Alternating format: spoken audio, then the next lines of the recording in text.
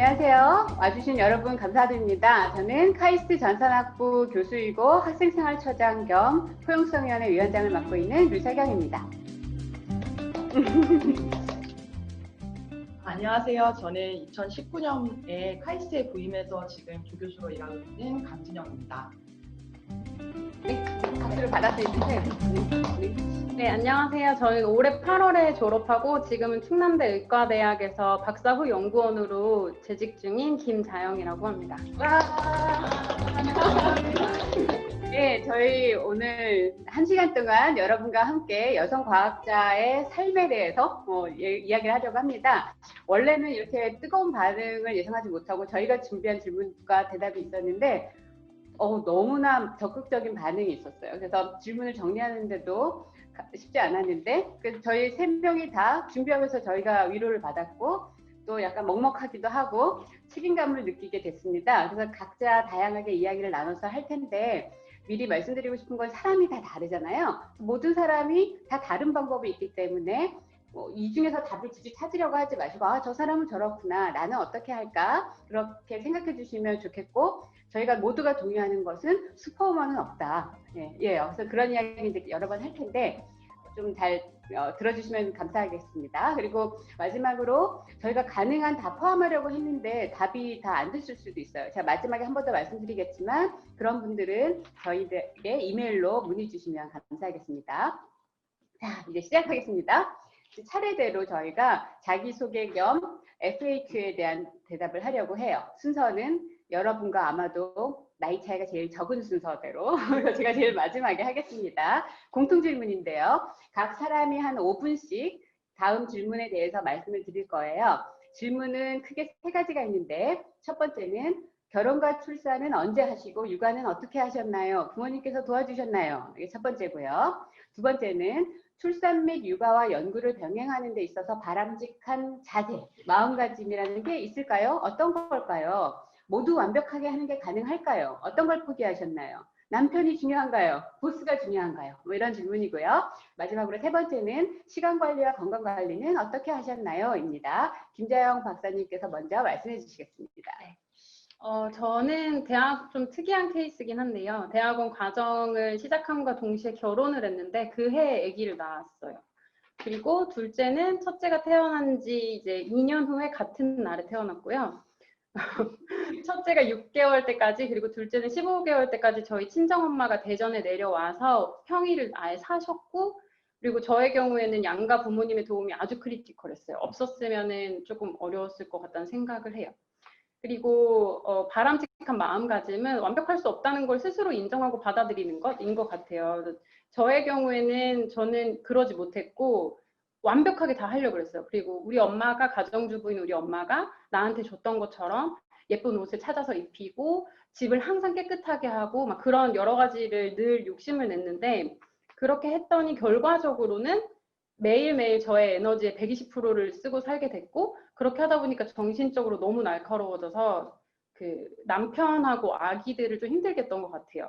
근데 이제 요즘에는 그래서 스스로 조금 나 이거 안 되겠네 못 하겠냐고 좀 내려놓고 이제 저의 에너지를 좀 아껴서 아이들한테 좋은 걸 줄 수 있게 하려고 많이 노력하고 있고요. 그리고 주변에 비슷한 환경을 가진 사람들을 좀 자주 만나고 이렇게 이야기를 나누고 하는 게 좋고 그리고 교수님 당연히 보스 너무 중요하고요. 이제 앞으로 저희 대답에 나오겠지만 너무 중요하고 저희 남편은 제가 커리어를 유지하기를 되게 많이 바랬어요. 그래서 그런 정신적인 지지가 도움이 많이 됐거든요. 네, 그리고 저 같은 경우에는 시간 관리는 랩에 있을 때는 진짜 다른 거 안 해요. 뭐 서핑, 쇼핑 이런 거 하지 않고 웬만하면 정말 쉬지 말고 그냥 일만 하자 그런 주의로 그냥 진짜 꽉 차게 하는 것 같아요. 지금도 그렇게 살고 있고 대학원생 때도 그러려고 노력을 했어요. 맨날 그랬던 게 아니라 노력을 했어요. 그리고 퇴근한 이후에는 사실 아이들이 아직 어려가지고 그냥 육아랑 살림에 좀 집중하는 편이에요. 제가 컴퓨터 앞에 앉아있는 걸 허락해주지 않기 때문에 네. 아이가 어떻게 되시죠? 아이가 6살, 8살인데 아직도 허락을 안 해줘요. 아들 둘. 네, 아들 둘. 그래서 네. 집에서 저는 군인인데 네, 그렇게 하고 있고요. 그리고 그렇다고 이제 매일 그렇게 살 수는 없으니까 이제 일주일에 한 번 이상은 남편한테 아기를 맡기고 이제 야근을 해요. 그러면 이제 그때 좀 오래 걸리는 실험을 여러 개를 한다던가 아니면은 좀 이렇게 뒤로 밀어놨던 연구실 사람들하고 좀 이야기를 좀 나누거나 이런 시간을 좀 가지고 있습니다.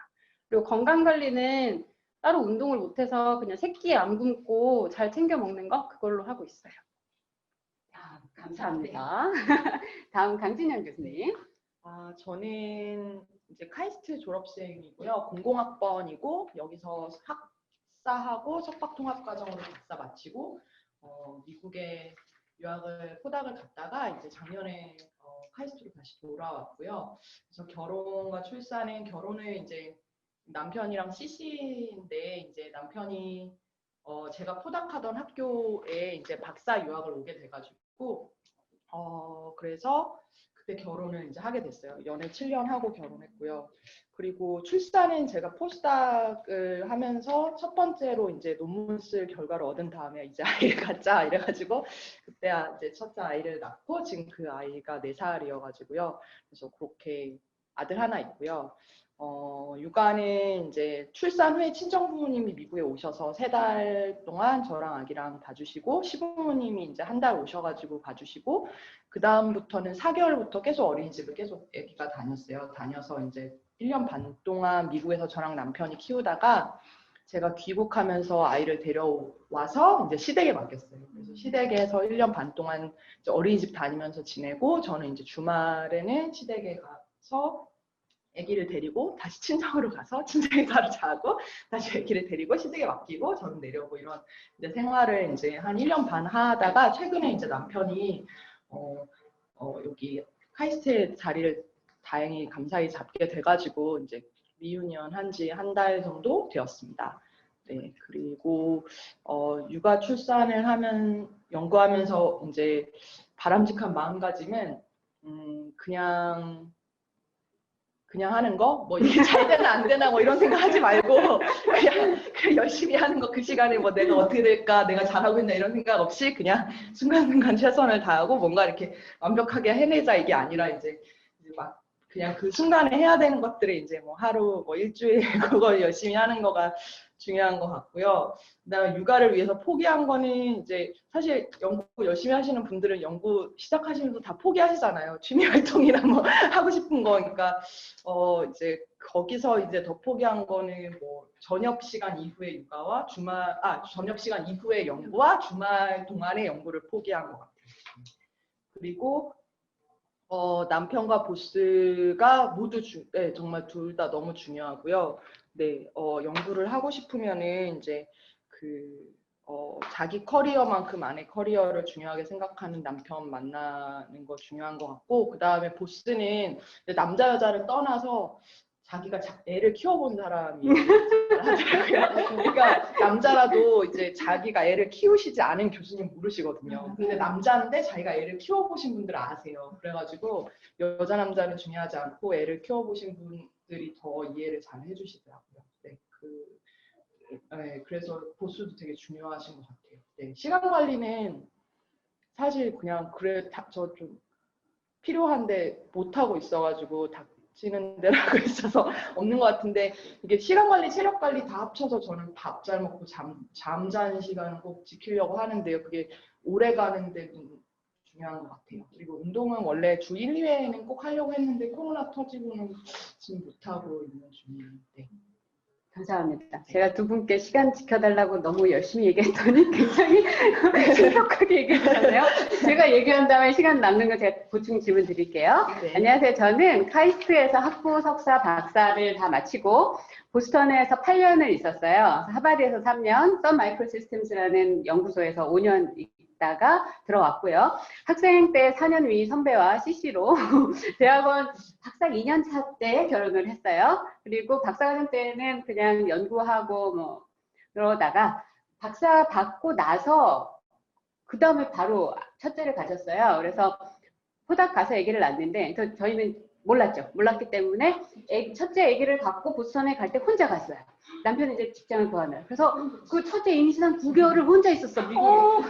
그래가지고 엄청 남편은 한 달 반 전에 아기 낳기 한 달 반 전에 오고 2년 후에 둘째를 낳고 그래서 미국에서 다 낳았고요. 그래서 어떻게 키웠냐면 아기 낳고 양가 부모님이 한두 달씩 오셨다 가셨고 비슷하게 간절교수님 그리고 나머지는 다 그냥 보냈죠. 그래서 그 당시에 포닥과 이 모든 월급은 아이들과 집값으로 다 이렇게 소진하고 네 그렇게 보냈고요.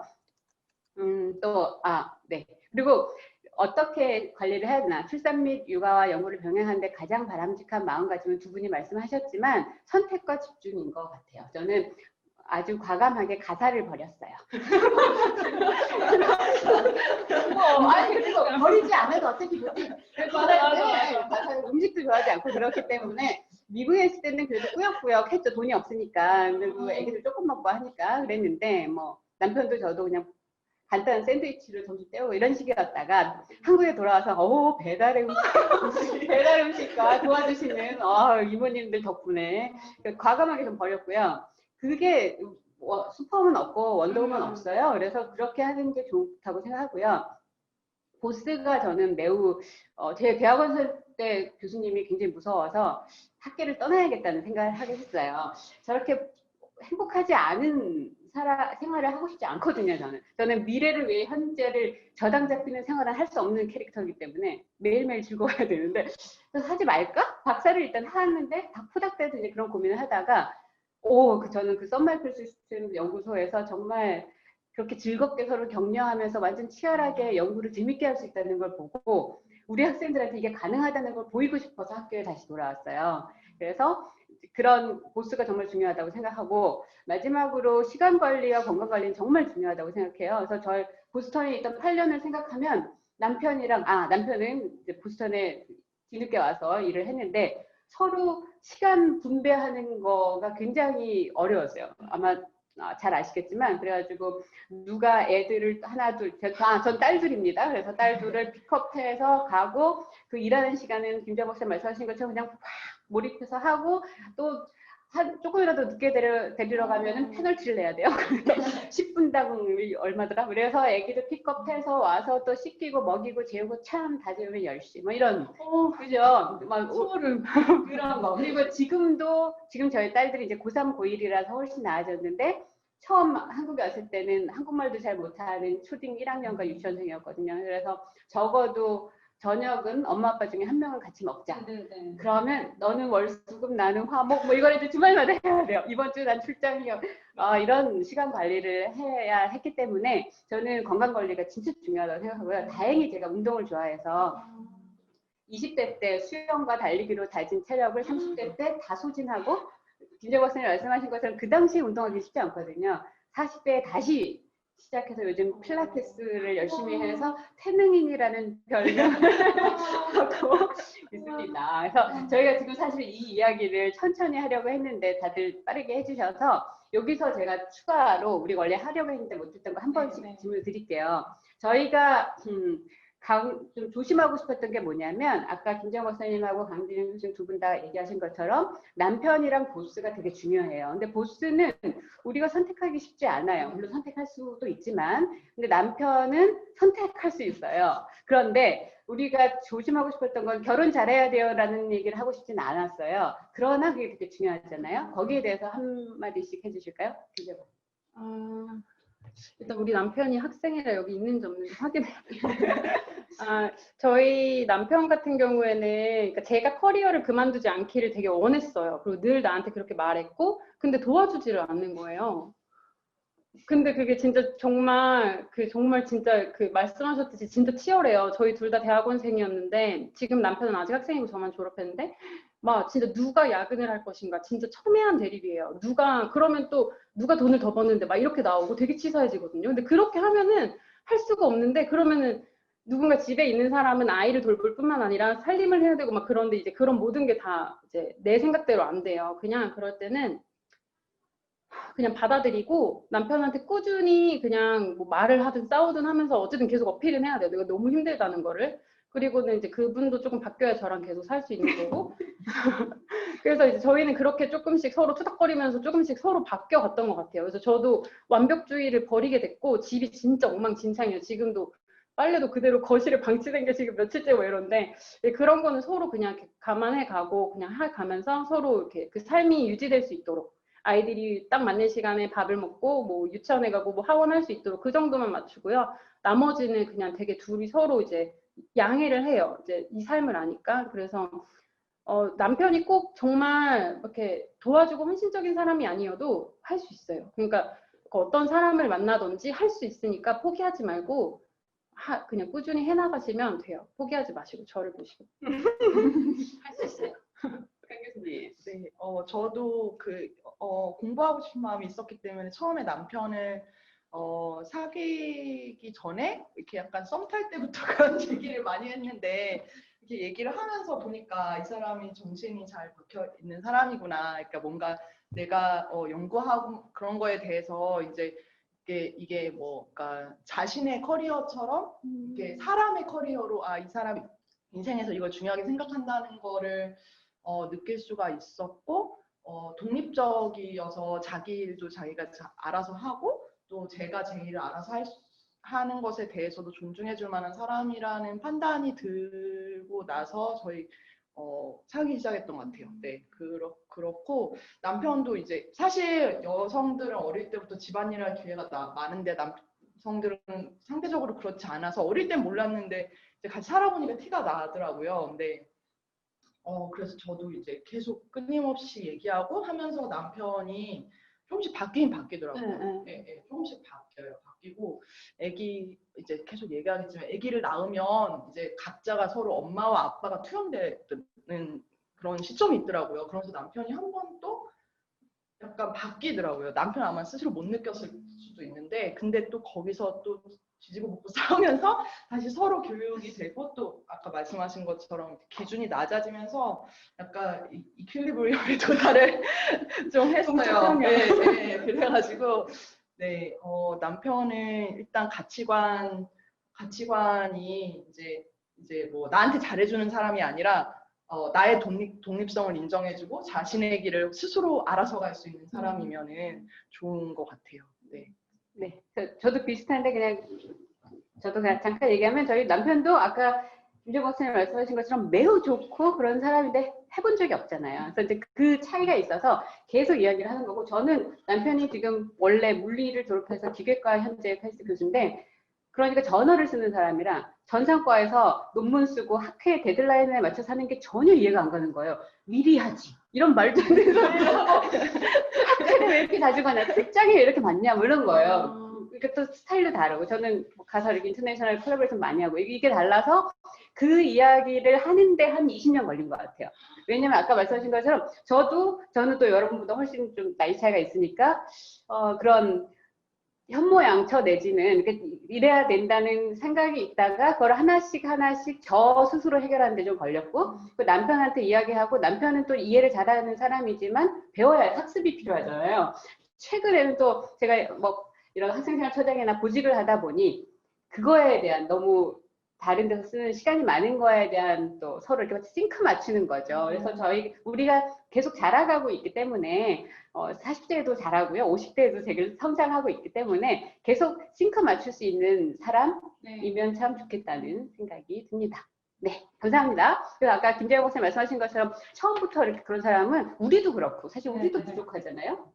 그렇습니다. 네, 자, 두 번째예요. 두 번째 주제는 대학원생 부부에 대한 거예요. 그래서 대학원생 부부 관련 질문 3개를 제가 하나씩 김재영 박사님께 드리면 김재영 박사님께서 하나씩 답변을 주시겠습니다. 첫 번째, 일반화하기는 어렵겠지만 결혼과 출산은 언제쯤 하는 것이 좋을까요? 대학원생 부부가 결혼, 출산, 육아를 잘 할 수 있을까요?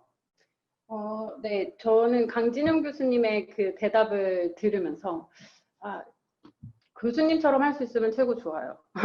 결혼을 할 때 정말 상대가 좋은 사람인지 아닌지, 정말 싱크를 계속 맞춰갈 수 있는 사람인지 아닌지를 여러 번 생각을 해보시고 신중하게 선택하는 게 좋으신 것 같아요. 그래서 결혼은 사실 상대가 좋은 사람이라는 생각이 든다면 언제든 해도 상관없다고 저는 생각해요. 그런데 출산은 저처럼 대학원생을 시작하면서 출산을 하게 되면 좀 여러 가지로 힘든 게 많이 부딪힐 수 있어요. 왜냐하면 대학원생이 처음 됐을 때 배워야 되는 것들이 있어요. 연구를 처음 시작하게 됐는데 그러면 사실 시간이 많이 들면 나한테 좀 얻어지는 게 많아요. 트러블 슈팅을 여러 번 하면서 그게 다 내 지식으로 쌓이게 되는 건데 그런 시기를 정말 막 컴팩트하게 막 이렇게 하다 보면 조금 무리가 가는 그런 생각이 들어요. 그래서 출산을 내가 계획할 수 있다면 내가 실험을 배우는 시기가 끝나서 온전히 내가 내 실험을 계획하고 누군가에게 배우거나 그러지 않아도 될 때가 좋고요. 또는 본인의 목표를 이뤘을 때, 뭐 논문을 1개를 낸다, 뭐 몇 개를 낸다 이런 목표를 이뤘을 때를 하는 걸 추천을 드려요. 그 아이를 키우다 보면 이게 아이가 있는 삶과 없는 삶은 진짜 천지 차이거든요. 그래서 이게 내 시간을 2명이 나눠서 쪼개서 쓰는 거랑 똑같아요. 그래서 분명히 내 시간인데 내가 아이를 위해서 정말 온전히 쏟아야 되는 내가 아닌 시간이 생기게 되니까 그래서 그렇게 되기 때문에 출산을 조금 계획을 하시는 걸 추천드리고요. 그런데 만약에 조절 불가능하게 아기가 생겼다. 그럼 생명을 지켜야 되잖아요. 그러면 걱정하지 마시고 출산 육아 휴학 제도가 있어요. 그 대학원생들을 위한. 그거를 사용하셔서 이용하시면 되고 그리고 부모님께 도움을 요청하기 어렵다면 이모님들 주변에 동네 이모님들 만약에 부부가 대학원생이라서 재산도 잡히는 게 없다면 나라에서 지원받을 수 있어요. 좀 저렴하게. 그러니까 그런 걸 이용을 하셔서 이 시기를 잘 견뎌 나가시면 됩니다. 그리고 대학원생 부부가 결혼, 출산, 육아를 잘할 수 있을까요? 저희 부부가 이제 대학원생이죠. 근데 정말 좋은 점은 서로의 랩 생활을 이해할 수 있어요. 저희 남편은 기계과고 저는 생명과라 저는 논문 하나 내는데 진짜 오랜 시간이 걸리고 남편은 그냥 시뮬레이션 돌리면 논문 막 팍팍 되는 거예요. 그러면은 진짜 남편이 이해를 못해요. 논문은 얼마나 내가 나 모르겠는데 이러면 왜 몰라? 막 약간 이런 거였는데 그래도 기본적인 그 랩 생활을 이해를 잘 해줄 수 있고 그리고 이건 지도 교수님의 허락이 필요한 부분이긴 하지만 직장인보다는 출퇴근이 좀 자유롭잖아요. 그래서 아이가 아플 때, 아이가 어린이집에 갈 수 없을 때 뭐 저는 새벽부터 가서 오후 2시에 퇴근하면 남편은 그때부터 가서 뭐 저녁까지 일한다거나 이런 식의 로테이션이 가능해서 그런 거에 유연하게 대처할 수 있는 아주 큰 메리트를 가지고 있어요. 근데 이렇게 로테이션 도는 시간이 길어지면 이게 되게 힘들어요. 왜 내가 이 시간에 가야 돼? 왜 내가 막 이것보다 더 못해? 막 약간 이렇게 싸움이 날 수가 있기 때문에 길어지지 않을 수 있도록 그 생활비나 연구 실적이나 졸업 여부나 현실적인 문제를 꼭 고려해야 돼요. 네, 고려하시길 바래요. 유구에 대한 첨언으로 대학원생의 출산 육아 지원 제도가 학교에서 좀 있는데 저희가 오늘 답변을 못하는 건 나중에 이렇게 정리해가지고 공유드리겠습니다. 네, 2번째 질문이에요. 결혼, 출산, 육아 등 가정과 관련된 일 때문에 학업과 연구에 지장이 생길 때 억울하지 않으셨나요? 만약에 억울하셨다면 이에 대한 허망함 내지는 좌절감을 어떻게 극복하셨는지 궁금합니다. 네, 저의 경우에는 이제 결과적으로는 저는 학업적인 커리어를 포기하지 않을 수 있었어요. 그런데 이제 실생활에서 아주 조금조그만 여러 가지 일들이 벌어지는데 예를 들면 실험을 해야 되는데 아기가 아프다고 연락이 왔는데 남편이 못 가는 뭐 출장을 갔다거나 못 가는 상황인데 부모님도 안 계시고 이러면 이제 그냥 준비해놨던 실험 세팅해놨던 걸 그냥 버려야죠. 그럼 또 다시 그 시간을 가져야 하는데 이제 그럴 때 힘들었고 그리고 첫 애를 낳고 이제 저희 엄마의 도움으로 연구의 궤도가 좀 올라간다 했는데 둘째가 덜컥 진짜 그때는 교수님을 뵐 면목도 없고 너무 괴로웠는데 이제 제가 그러고 나서 이제 아기를 낳고 나서도 저는 항상 조바심을 냈어요. 데이터가 막 이렇게 빨리빨리 안 되고 막 이런 생각했던 결과가 아니어서 또 다른 실험을 해야 되고 이런 상황이 막 계속 벌어졌는데 이제 교수님께 너무 죄송했죠. 그래서 고개도 못 들고 막 저 너무 죄송하다고 막 그러고 있으면 교수님께서는 항상 졸업이 늦어져도 괜찮다. 아기를 둘을 낳지 않느냐. 졸업이 늦어져도 되니까 꾸준히 해라. 포기하지 마라. 늘 이렇게 위로해 주시고 격려해 주셨어요. 그래서 교수님이 저한테 해주셨던 말은 엄마는 엄마니까 시간 조절 더 잘할 수 있고 사이언스 더 잘할 수 있다. 이렇게 해주셨어요. 근데 저희 교수님이 출산하고 육아 경험이 다 포닥돼 있으셨거든요. 여자분이시고. 그래서 저의 경우에는 그런 이렇게 낙심되는 마음들을 다 추스릴 수 있는 게 제일 도움이 됐던 게 우리 교수님의 지지와 위로였어요. 네. 정말 훌륭하신 교수님입니다. 네. 생명과학과의 조경옥 교수님입니다. 아쉽지만 은퇴를 하셨어요. 네, 마지막 질문이에요. 배우자 출산 휴가에 대해서 어떤 경험이 있으신지 궁금합니다. 이건 남학생들이 질문이 좀 있었어요. 그래서 너무 감사하고요. 또 남편으로서 아내가 대학원을 가고 연구를 한다고 했을 때 어떻게 지원해주면 좋을까요? 네, 정말 이 질문을 보고 너무 기분이 좋았거든요. 진짜 너무 칭찬해드려요. 정말 복 받으실 거예요. 저희 남편이 육아 휴학을 했어요. 이제 제가 너무 이제 스트레스를 받아 하다 보니까 이제 남편이 본인도 이제 자기 연차가 계속 올라가는데 이렇게 여러 가지 어려움이 있다 보니까 휴학을 해서 그 연차 올라가는 거에 대한 부담을 줄였어요. 출근은 계속 했고 인건비도 계속 받았는데 휴학이란 제도를 통해서 이제 그런 마음의 부담을 좀 내려놓는 기간이 있었고 그 기간에 아무래도 저도 좀 덜 부담스럽게 남편한테 내가 시간 더 쓸게 라고 이제 요청할 수 있었고요. 그리고 아내가 대학원을 가고 연구를 한다고 했을 때 도와줄 수 있는 부분은 가사일 분담하는 거 그냥 여자의 몫이라고 남겨두지 말고 도와준다는 말도 쓰지 말고 그냥 하세요. 하시고 그리고 어려운 일이 생겨도 포기하지 않을 수 있도록 그냥 이렇게 격려해 주는 거 할 수 있어 괜찮아 뭐 이렇게 말해 주는 거 그리고 아기가 있다면 아기한테 점수를 많이 따서 엄마 껌딱지가 되지 않도록 놔두면 그 세 가지만 해주시면 완벽한 남편. 부인의 커리어를 막 해줄 수 있는 남편이 될 수 있을 것 같아요. 네, 지금 남학생들 들어와 계신 분들도 계신데 매우 저도 칭찬해드리겠습니다. 감사합니다. 자, 그럼 대학원생 부부 섹션을 넘어가서 어려움 극복 관련된 질문이 있어요. 그래서 강진영 교수님께 세 가지 질문을 드리고 답변을 듣도록 하겠습니다.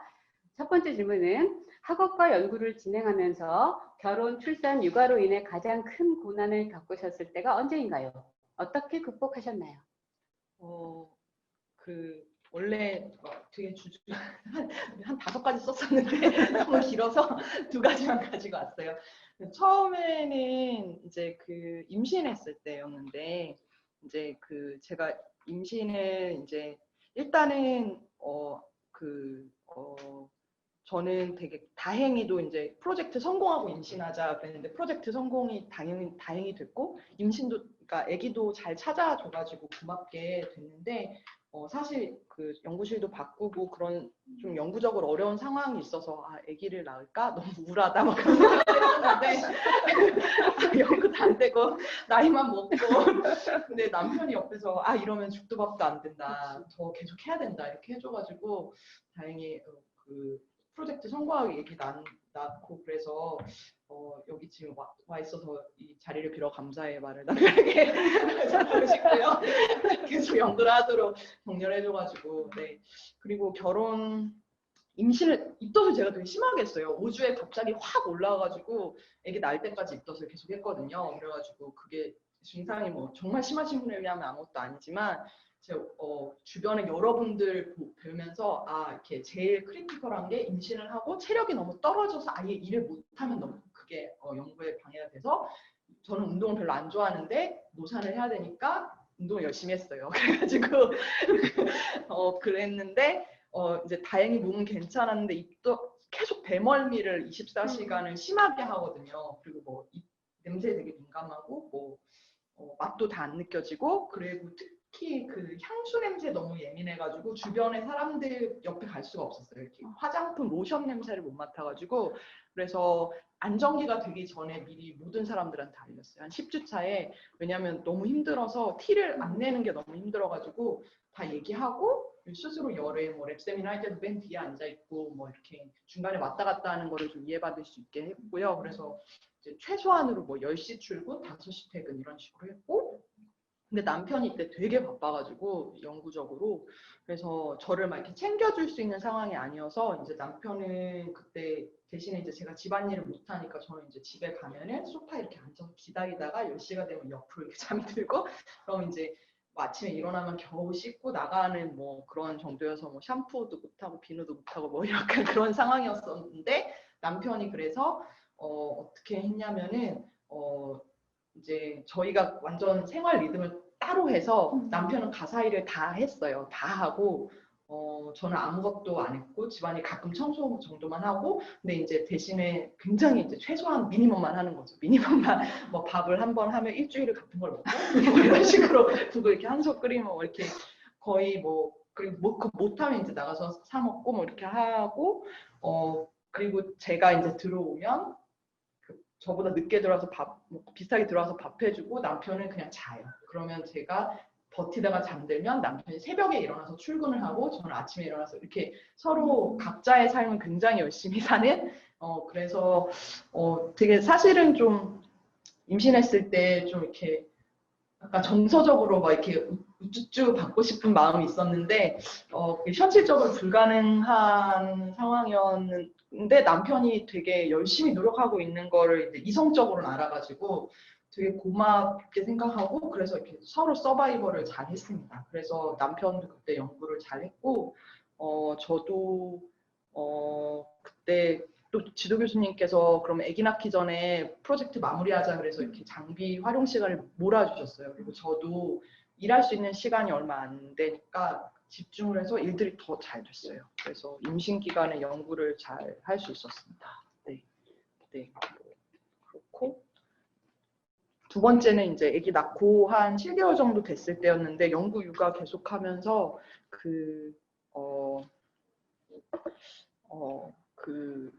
체력적으로 되게 약해지고 그랬는데 이제 제가 계속 아프고 힘들다고 얘기를 막 했는데 남편이 그거를 잘 이렇게 못 듣더라고요. 왜냐하면 남편도 최대한으로 일하고 있었기 때문에 그러니까 저희 남편은 되게 고마운 거는 그 당시에 가사 일을 정말 반반한다고 저도 얘기할 수 있을 정도로 서로 이제 정말 이렇게 액티브하게 집안일과 연구를 같이 했어요. 그러니까 사실은 정서적으로 좀 힘들었던 거죠. 왜냐면은 서로 열심히 사는데 저는 좀 힘들다고 얘기하고 싶었는데 남편도 사실 힘들었던 것 같아요. 그래가지고 그렇게 지내다가 아이러니하게 제가 잡 인터뷰 때문에 한국에 와야 되고 비자 때문에 2주를 와야 되는 상황이 됐는데 아기를 그러니까 남편 혼자 2주를 본 거죠. 근데 저는 여기 와서 프로포절 준비하면서 집에서 친정 엄마가 해주시는 밥을 먹고 2주 동안 있었더니 몸이 나았어요. 그러니까 7개월 때까지 아프진 않은데 체력이 너무 떨어져서 막 너무 힘들게 막 살고 있는 상황이었거든요. 물속을 계속 걸어가는 느낌? 이렇게 뛰고 싶은데 앞으로 안 나가지는 느낌? 그렇게 계속 몇 달을 살다가 2주간 그렇게 하고 돌아왔는데 남편도 2주간 아기랑 둘이 지내면서 좋아했나 봐요. 그래가지고 아기도 더 남편한테 어태치가 되고 이래가지고 괜찮아졌어요. 네, 그렇습니다. 네. 자, 두 번째 질문입니다. 부부 중 한 명이 박사과정 후 해외 포닥을 가게 된다면 장기간 떨어져 있을 수가 있는데 이런 상황에서도 원활한 연애와 결혼 생활을 지속할 수 있는 방법이 있을지 궁금합니다. 롱디죠. 네. 네, 제가 1년 반 동안 떨어져 있었는데요. 제가 이제 여기 신인교원으로 오고 남편이 포닥을 미국에서 하고 그랬는데 저희가 원래 이렇게 서로 연락을 자주 하는 커플이 아니었거든요. 제가 먼저 포닥 가고 1년 동안 떨어져 있을 때는 일주일에 한 번도 통화를 안 했었어요. 거의 이렇게 생존만 확인하는데 제가 전화를 안 하면 전화를 안 하고 제가 그게 남편이 되게 바빴고 그리고 저도 되게 바빴고 포닥인데 근데 제가 전화를 안 하면 전화를 안 하니까 저도 그래서 전화를 안 하면 서로 전화를 안 하고 막 이렇게 그랬었는데 그런데 이제 결혼도 하고 아기도 생기고 그러면서 롱디를 하니까 이제 매일 전화를 열심히 했어요. 하루에 1시간 이상씩 했어요. 근데 저도 사실 신인교원 되게 바쁘잖아요. 그래서 그 1시간 뭐 2시간도 통화하고 이렇게 너무 좀 아까워서 오늘 하지 말까 싶을 때도 있었는데 아니다 이게 우리 가족으로 묶어주는 시간이다 그래가지고 이제 전화를 하고 싸울 때도 있고 왜냐하면 저는 신인교원 너무 바쁘다고 투덜대면 남편을 한국에 돌아와야 되는 잡을 설치하는 포닥이니까 그 프레셔가 되게 크니까요. 제가 이렇게 하는 거를 받아줄 여유가 당연히 없죠. 근데 남편은 또 이렇게 투덜거리는 스타일이 아니니까 제가 받아줄 기회는 별로 없고 그래서 근데 네 그래 잘한 것 같아요. 결과적으로는 그렇게 1시간씩 통화하고 매일매일 그렇게 지내는 게. 네. 여기 안 나왔는데 교수님 원래 남편님에 대한 얘기가 있었잖아요. 오빠가 아니라서. 저희 남편이 저보다 4살 연하인데 그래서 커리어에서 되게 장점이 있었는데, 왜냐면 제가 먼저 가니까 보통 여자들이 커리어에서 손해보는 상황이 이제 아기를 낳아서 이제 조금 늦어지고 뭐 이렇게 되면은 남편이 먼저 잡으면 따라가는 경우가 많거든요. 그래가지고 이제 그만하게 되는데, 저는 제가 이제 4살이 많다 보니까 이제 제가 포닥을 가면서 남편이 박사 입학을 하러 유학을 오고 제가 먼저 들어오고 뭐 이러면서 그런 상황이 없었어서 사실 그게 저한테 되게, 아기를 낳고도 제가 나이가 좀 차이가 있으니까 시간을 좀 벌고, 그래서 네, 그런 게 있었어요. 네, 제가 되게 인상적이었던 게 강 교수님께서 동기 여학생들 중에 정말 잘하고 뭐 좋은 학교 가고 이런 친구들도 많이 있었는데 오빠랑 결혼한 사람들이 잘 힘들더라. 오빠 따라다니면서 네. 그런데 연하랑 결혼을 하니까 또 달랐더라. 뭐 이거는 개인적인 경험이지만 매우 인상적이었습니다. 체력도 좋아요. 자, 3번째 질문. 진짜 여성이기에 느끼는 불편함이나 부당함이 혹시 있으셨나요? 여자였기 때문에 느껴졌던 한계가 있으신가요? 제일 큰 한계는 사실 제 자신을 한정짓는 부분인 것 같아요. 그게, 그러니까 최근에 좀 인상 깊게 들은 책 제목이 여자는 왜 자신의 성공을 우연이라 말할까라는 제목의 책을 읽는데요. 그게 이제 여자들이 대부분, 성공한 여성들이 가면증후군, 임포스터 신드롬을 갖고 있다, 뭐 이런 거에서 시작하는 거예요. 그래서 이게 어떤 내용이냐면, 내가 성공했는데 다 이거는 운이고 꾸며진 모습이고, 나는 이 꾸며진 나의 모습을 유지하기 위해서 열심히 뛰고 노력해야 된다, 뭐 이런 그런 증후군인데요. 저도 그런 생각 되게 많이 했거든요. 되게 특히 카이스트 오고 나서도 그런 생각 되게 많이 했는데, 근데 저희 남편이 되게 도움이 됐어요. 왜냐하면 제가 뭐 그런 얘기를 하면은 이렇게, 제 CV를 이렇게 읊어줘요. 충분히 있으면 좋겠어.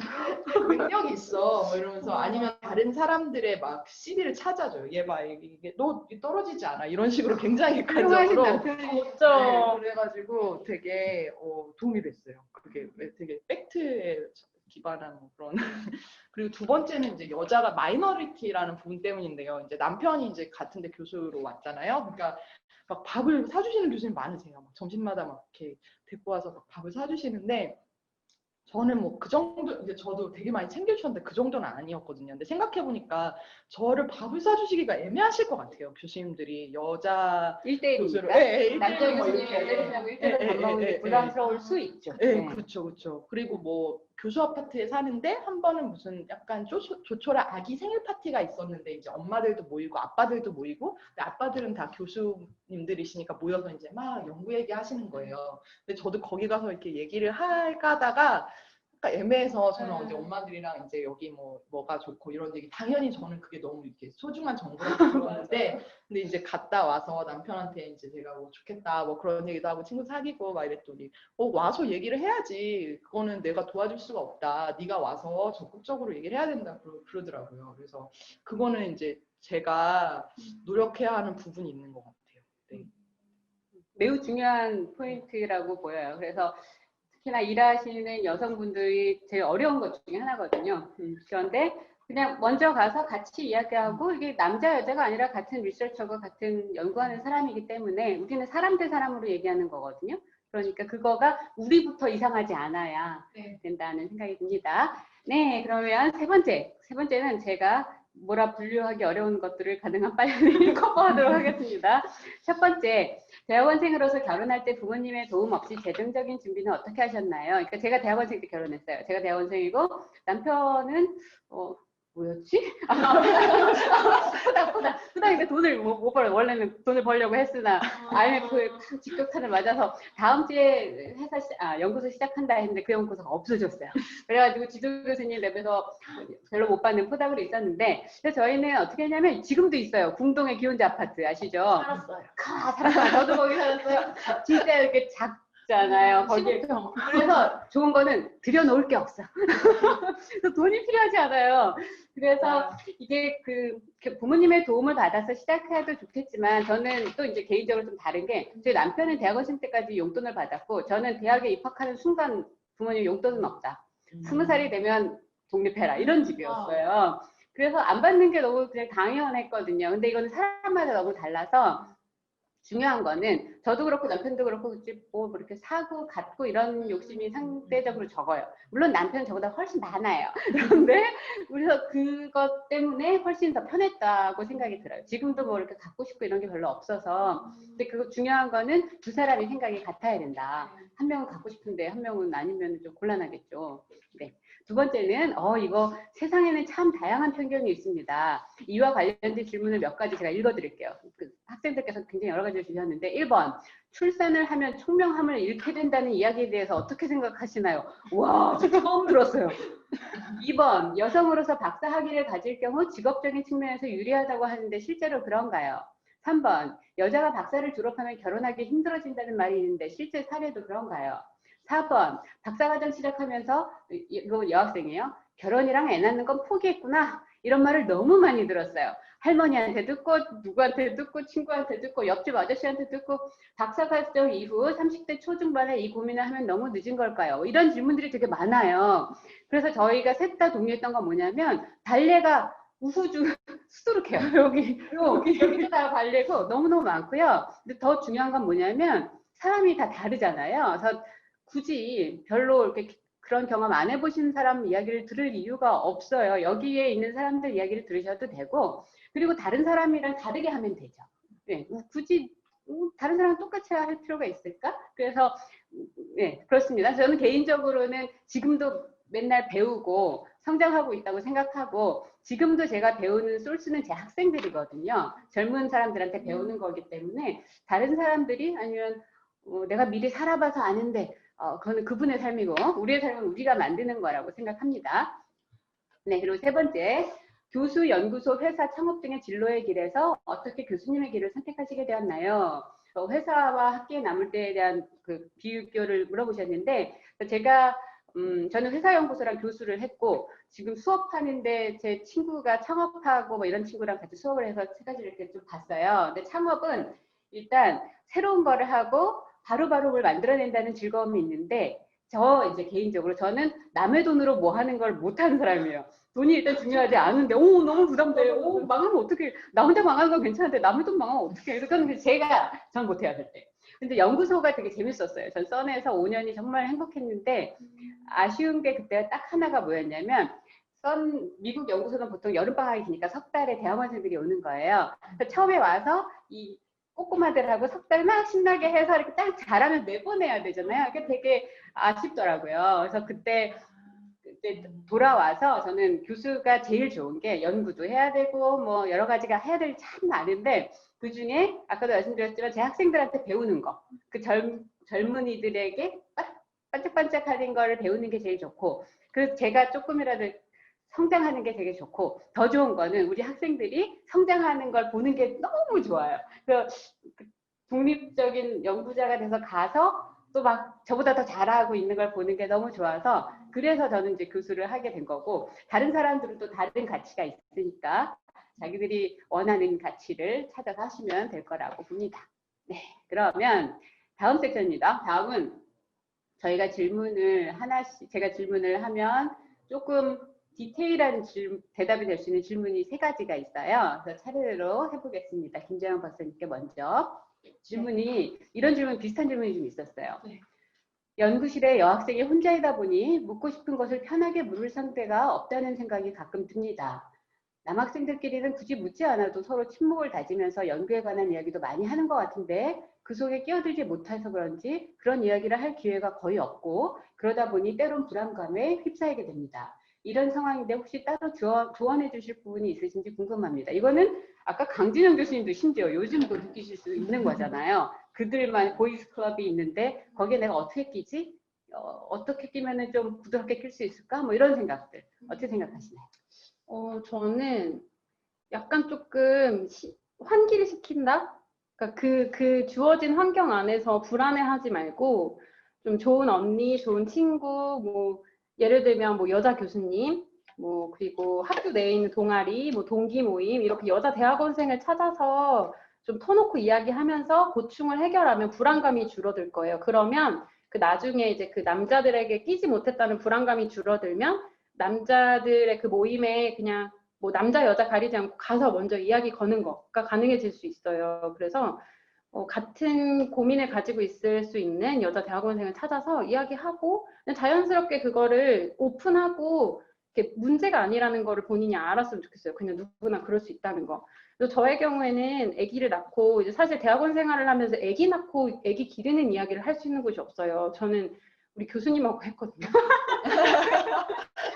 교수님 아기가 밤에 오줌을 싸요. 36개월이 넘었는데 이제 막 그런 이야기를 하면서 교수님이랑 했는데 이제 사실 이런 거를 이야기할 수 있는 환경을 가진 사람들이 많지 않아요. 그래서 이제 제가 또 이렇게 학생회 일을 또 하게 되면서 기혼자 자치회를 이렇게 회장을 하게 됐고 사람들 모아서 식사를 하게 됐는데 그곳에 온 사람들의 의견이 이런 데여서 분명히 다들 대학원생인데 아기 키우는 이야기를 아무렇지도 않게 하다니 너무 놀랍고 좋다는 거예요. 그래서 그런 이렇게 같은 상황에 있는 사람들이 만나서 내는 시너지가 또 있거든요. 그래서 일단 그 마음의 불안감을 떨쳐버리시고 다시 한번 그 실험실 사람들한테 다가가서 이야기 먼저 아무렇지 않게 걸고 물어보고 뭐 배울 게 있으면 배우는 거 그렇게 당당하게 하시면 좋을 것 같아요.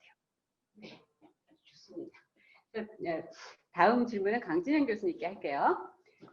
여자와 남자를 떠나서 제 성격이 좀 예민해요. 좀 더 예민하고 여린 성격을 가지고 있는데 앞으로 연구나 회사 생활이나 진로를 무엇으로 정하든 인생이 빡빡할 것 같다는 생각이 듭니다. 그래서 미리 걱정이 앞섭니다. 이런 성격일 때 어떻게 어려움을 대처하면 좋을지 조언해 주실 수 있으신가요? 연구실 및 직장 내 인간관계, 졸업이나 진급을 앞두고 경쟁하는 환경 등에서 어떻게 살면 될까요?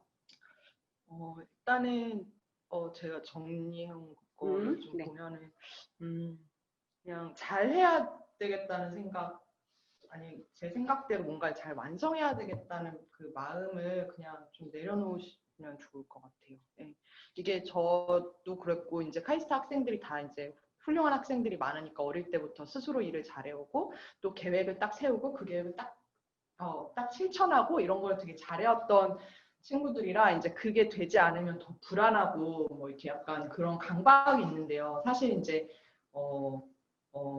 이제 저희가 이제까지 그걸 다 잘 해왔기 때문에 여기 와 있는 거잖아요. 근데 그러니까 점점 더 어려운 태스크들이 자꾸 주어지거든요. 근데 그거를 이제는 좀 즐기고 그리고 그냥 있는 그대로 이렇게 흘려 보내면서 이렇게 하면은 좋을 것 같아요.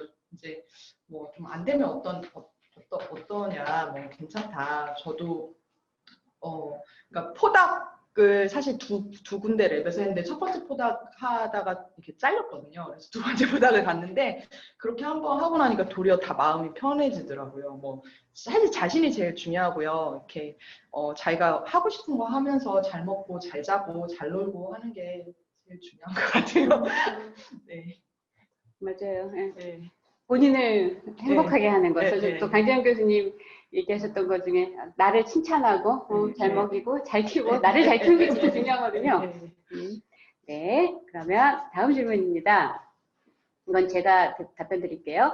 어릴 때부터 남자의 비율이 훨씬 많은 남초 환경에서 살아오면서 스스로를 지키기 위해 불필요하게 드세지고 날카로워진 것 같습니다. 더 이상 그렇게 변하고 싶지는 않아서 고민입니다. 한 번쯤 종합대의 대학원 과정이나 회사 인턴을 경험해보는 게 해결책이 될 수 있을까요? 남초 사회 스트레스 관리법은 뭘까요? 예요. 이제 이것도 역시 비슷한 질문들이 많았는데 아마도 그 과거나 이렇게 정말 카이스트도 그렇고 남초 사회에서 지내신 분들이 많이 느낄 텐데, 근데 저는 살짝 문제를 틀고 싶은 게 이게 꼭 남자 여자 문화의 문제는 아니에요. 그래서 문화가 굉장히 마초적인 문화일 수도 있고 여성들만 있는데도 위계질서 장난 아닌데 많거든요. 뭐 간호사 동료들 근데 많아요. 됐다 많아요. 그런 데서 우리가 어떻게 살 것인가. 저는 제가 개인적으로 또 어떤 게 있었냐면 제가 포용성위원장을 하는 이유도 잘못됐다고 생각하는 거가 있어서 그걸 바꾸고 싶은 마음이 큰데 저희 남편이 저한테 이렇게 했단 말이 기억이 나요. 괴물하고 싸운다고 괴물이 되면 안 된다. 제 남편이 저한테 콕콕 지적질을 하시는데 괴물이 되지 말아야 된다. 그리고 옆에서 누가 얘기해 주는 거가 매우 중요하다는 생각이 들고요. 그래서 우리가 뭔가 잘못된 거를 고치거나 그 안에서 우리 자신을 잃지 않으면서 가는 게 매우 중요해 보이고, 그러기 위해서는 아까 김재영 박사님 말씀하신 것처럼, 그리고 강재영 교수님께서 말씀하신 것처럼 옆에서 힘이 돼주는 사람들이 있는 게, 같은 뜻을 가지고 있는 게 중요해요. 그래서 저희가 포용성위원회에서도 처음에 시작할 때 또 우리 학교 안에 있는 다양한 의미의 소수자들, 약자들을 위해서 이야기할 때 제일 중요했던 게 뭐냐면 같은 생각을 가진 사람들을 모으고 그 풀을 키우는 거였어요. 지금도 그게 가장 큰 숙제이기도 하고요. 포용수용위원회에서는 우리가 안전하고 포용적인 문화를 조성하는 게 제일 큰 숙제예요. 그래서 우리 다 같이 그렇게 만들면 좋겠다는 생각이 들고요. 이게 뭐 남초 사회건 어떤 사회건 옳지 않아 보이건 이걸 우리가 해결할 때 너무 세게 가면 부러지거든요. 저도 많이 겪었고 너무 많이 봐서 같이, 그리고 또 이렇게 잘 보면 그 사람들도 아픔이 있어요. 측은지심을 가지고 같이 해결하면 좋겠다는 생각이 듭니다. 네, 이제 마지막입니다. 이 마지막 질문은 제가 질문을 하고 한 분씩 차례대로 정리를 하려고 합니다. 여성들이 출산, 육아 등으로 인해 불이익을 받거나 눈치를 봐야 하는 사회로 느낍니다. 아직도.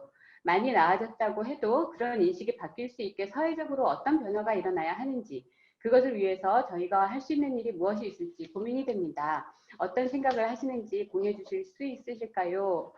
박사님, 김경호 교수님도. 네. 네. 사실 방금 전에 유석연 교수님께서, 처장님께서 하신 말씀을 또 그대로 하게 될 것 같은데요. 제가 생각하는 거는 버티는 거, 그리고 인정받는 거일 것 같아요. 근데 이거를 혼자서 하는 게 너무 힘들거든요. 왜냐면은 아무래도 사회적 편견이 나한테 어떤 영향을 줄지 몰라요. 그래서 나를 주저앉게 만들 수도 있으니까 이 길에서 우리를 인정해주고 응원해주는 누군가가 꼭 있어야 돼요. 뭐 가족, 뭐 배우자, 우리 남편처럼. 이 길을 또 먼저 가신 선배님들, 또 친구들, 후배들, 이렇게 많은 사람들을 주변에 두시고 가시면 좀 더 수월하지 않을까 싶어요. 저도 오늘 이렇게 이 행사를 준비하면서 교수님들이 이제 여러 번 이렇게 왔다 갔다 하면서 느꼈던 건 저의 각오를 다시 다지게 됐어요. 그리고 마음에 소망을 품게 되고 다시 해봐야지 할 수 있겠다 이런 생각을 가지게 된 것 같아요. 네, 그래서 이 언택트 행사에 참석한 여러분도 다시 한번 마음을 새롭게 해서 각자의 자리에서 맡은 일에 최선을 다할 수 있었으면 좋겠어요. 네. 강진영. 너무 마무리해버렸어요. 아니, 좋아요. 쑥스러워요. 마무리를 하신 것 같습니다. 네, 좋아요. 네, 뭐 사실 계속 그 같은 이야기를 반복하게 되는 것 같긴 한데 일단은 스스로 당당하시면 좋겠어요. 보통 여성분들이, 여자 친구들이 보면 이제 스스로 약간 저평가하는 부분이 있어요. 그게 뭐 저희가 잘 아는 사회적인 그런 분위기에서 오는 건지, 그래서 그냥 스스로 당당하고 객관적으로 보고 잘하고 있다고 격려해 주셨으면 좋겠고, 육아, 출산, 사실 저는 이거가, 그러니까 불이익을 받거나 눈치를 보는 것도 있지만 또 애를 안 낳으시는 분들도 이런 걸 받으시는 것 같아요. 여성들 중에. 근데 저는 여자들이 애기 안 낳는 것도 괜찮거든요. 괜찮다고 생각하거든요. 저는 낳고 너무 행복하고 너무 귀엽고 기쁘지만 또 안 낳을 수도 있고 또 요즘에 안 생기는 경우도 너무 많고 그래가지고 그래서 그냥 당당하시면 좋겠고, 그리고 불편한 부분 이렇게 뭐 약간 미묘한 불편하고 그러면은 약간 가볍게 이렇게 티 내셔도 됩니다. 네, 요즘에는 그런 게 이제 어느 정도는 이제 받아들여지는 분위기가 어느 정도 된 것 같아요. 그래서 너무 참기만 하지 마시고 조금씩은 이제 얘기를 자꾸 하시고, 그래서 약간 그러면 이제 약간 내가 좀 약간 그렇지 않을까 이렇게 하지만 이렇게 그러면서 조금씩 이제 분위기를 바꿔나가는 그런 마중물이 되는 거죠. 네, 그래서 그렇게 하고, 또 연대 중요하다고 말씀해 주셨는데 저도 저희 이제 과의 여자 교수님들 너무 이제 좋으시거든요. 너무 큰 서로 이렇게 도움이 되고 이렇게 정서적으로나 또 이렇게 격려도 많이 해주시고 서로 이제 이렇게 해주셔서 너무 좋고, 또 육아에 대해서는 또 남자 교수님이랑도 얘기를 많이 해요. 이렇게 애기를 키우면은 다. 그래서 이렇게 같은 생각과 같은 그런 가치관이 있을 때 모두 다 동료인 것 같아요. 그래서 이렇게 함께 같이 가면은 또 외롭지 않게 서로 격려하면서 갈 수도 있는 것 같아요. 감사합니다. 네, 저도 다 비슷한 얘기일 텐데 저는 그래서 아기를 안 낳아도 된다고 생각하고요. 결혼도 안 해도 된다고 생각해요. 네. 저는 결혼해서 좋고 아기도 좋지만 안 해도 즐겁게 잘 살 수 있다고 저도 생각하고, 또 우리 김재현 박사님 말씀하신 것처럼 요즘 환불 원정대 노래 아시죠? Don't touch me, Don't touch me. 불편한 말들이 또 손을 넘는데 난 보란 듯이 해서 보여주는 거죠. 우리가 지금까지 한 거는 그런 건데, 또 방금 말씀하신 것처럼 이야기를 하는 것도 중요해 보여요. 요즘은 근데 어떻게 할 수 있어요? 이거 하고 좀 다르게, 어머 교수님 요즘 그러시면 큰일 나요. 어머 그러시면 안 될 텐데요. 이렇게 알려드리는 거죠. 그래서 싸우자는 게 아니라 우리가 더 나은 사회를 위해서, 더 나은 미래를 위해서, 우리가 버티더라도 우리 후배들은 좀 더 즐겁게 생활할 수 있게 같이 하면 좋겠습니다. 그래서 이제 마지막으로 저희가 다시 말씀드리지만 다 말씀을 못 드려서 너무 죄송하고, 특히 제가 제 마음을 건드렸던 질문이 뭐가 있었냐면, 연구실 내 남녀차별 갈등을 해소하는 효과적인 방법이 있을까요? 예를 들어 비슷한 실적을 가지고 있음에도 불구하고 교수가 남학생을 편애한다던가, 후배에게 지시를 낼 때 남자 선배 말은 잘 듣는데 여자 선배 말은 무시하는 등 이런 일들이 있는데 어떻게 하면 좋을까요? 마지막으로 저와 제 친구들이 겪은 내용입니다. 이런 글들이 있었어요. 근데 이거는 이 자리에서 하기에는 좀 쉽지 않아서, 이 질문을 해주신 분은 저한테 이메일을 주시거나 저희한테 이메일을 주시면 좋겠고요. 같이 우리가 해결했으면 좋겠어요. 그리고 또 오늘 이 자리가 이제 시작이에요. 그래서 저희가 다양한 질문들 중에 맞벌이는 어떻게 생활해야 될 것인가, 아까 잠깐 건드렸지만 대학원생 부분은 어떤가, 롱디는 어떻게 해야 되나, 다양하게 있을 수 있을 거로 보이고, 또 여기 있는 학생들 중에 교수님이나 대학원생 언니나 성별도 상관없이 멘토링을 할 수도 있어요. 1:1 멘토링 기회를 가질 수도 있어서 저희가 조만간 정리해서 안내를 드릴 텐데, 관심 있는 분들은 자원을 신청을 해주시면 또 여학생 대학원생이나 남학생 대학원생이나 남녀 교수님들 중에서 함께 하시고 싶은 분들을 모아서 만들려고 합니다.